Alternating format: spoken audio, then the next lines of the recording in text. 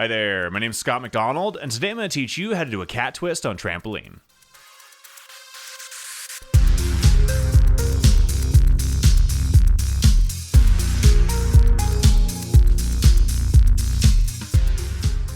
Cat twists are one of the best fundamental skills for leveling up your twisting.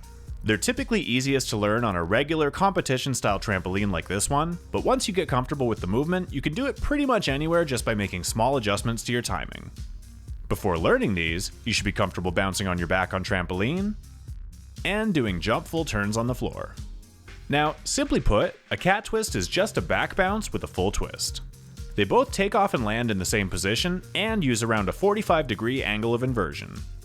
To do one, start by back bouncing at a comfortable, relatively low height.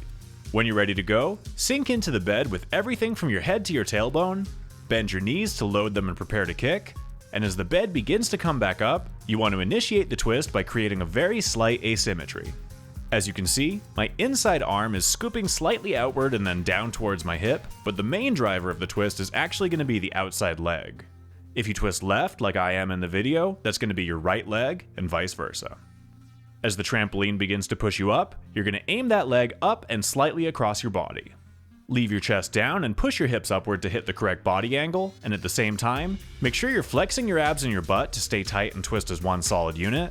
Keep your legs together and extended for efficient aerodynamics, and wrap your arms inward to create a smaller radius and accelerate your twist.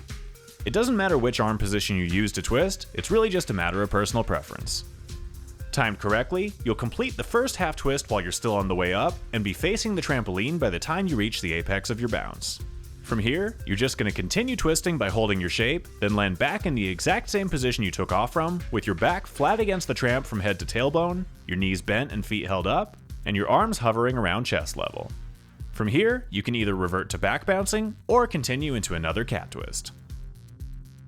In terms of visual reference points, you'll be able to see the trampoline almost immediately after takeoff, it'll be clearly visible by the quarter twist mark, and you can keep staring at the bed until about the 3/4 mark, at which point you'll lose sight of it and revert to regular back bouncing visuals.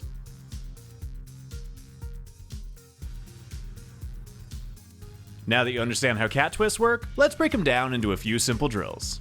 Please keep in mind that for any of these drills, or at any stage of the learning process, it's always a good idea to get a friend to throw a mat for you to keep things safe.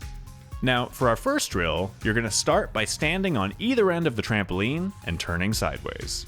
If you twist left, you're going to want most of the trampoline to be to your right and vice versa. From here, all you're going to do is bend at the waist, tip over sideways and fall onto your back, then continue the motion and rebound back to your feet. It might be a little rolly at first or overflipped like this, but as soon as you get comfortable, try to make it more of a minimalistic up and down motion, directing your rebound by kicking with your outside leg as you leave the bed. As you can see, the same motion can also be done to and from your hands and knees or a push-up position, so I recommend you experiment with all of these and see which one works best for you. When you can easily do this, try and do 2 in a row. Once that's easy, try and do 2 in a row again, but this time you're going to skip your feet and go straight to your back. When you manage to do this, congratulations, because you just did your first cat twist. Now, it is still perpendicular to the trampoline, and it's probably not quite how you want it to look just yet, so to clean it up, extend your knees and hips in midair, and keep your legs together the entire time. When you're ready to take it to a normal orientation, you might find it easier to use a half twist from your feet to your back as a setup, as this will give you a little boost and make it easier to roll directly into the cat twist. If you've been trying cat twists from back bouncing but you're having trouble initiating the rotation, I recommend trying this swing 540 on floor. I know that might sound weird, but this movement, which basically feels like swinging your outside leg up and over an imaginary fence, feels very similar to how you kick your leg in your back bounce to initiate a cat twist.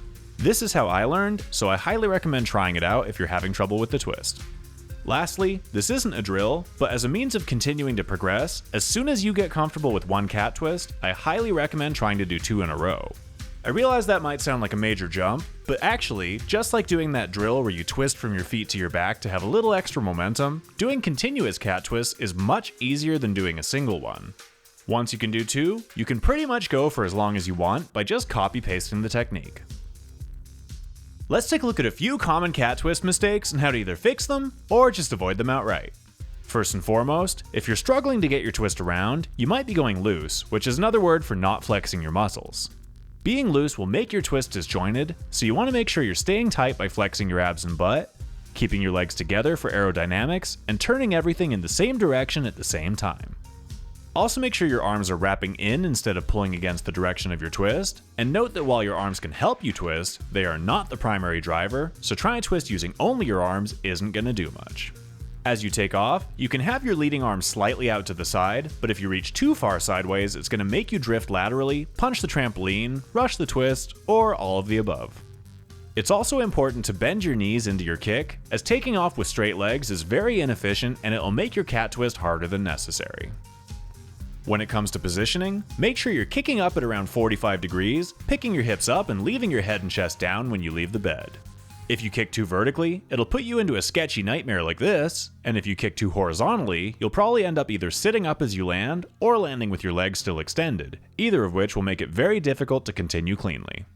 Also make sure you're not hooking your legs downward and arching like a kip up as you take off, or sitting upward and pulling your chin towards your chest when you're back bouncing, as either of these will mess with your positioning and make you tend to travel down the trampoline.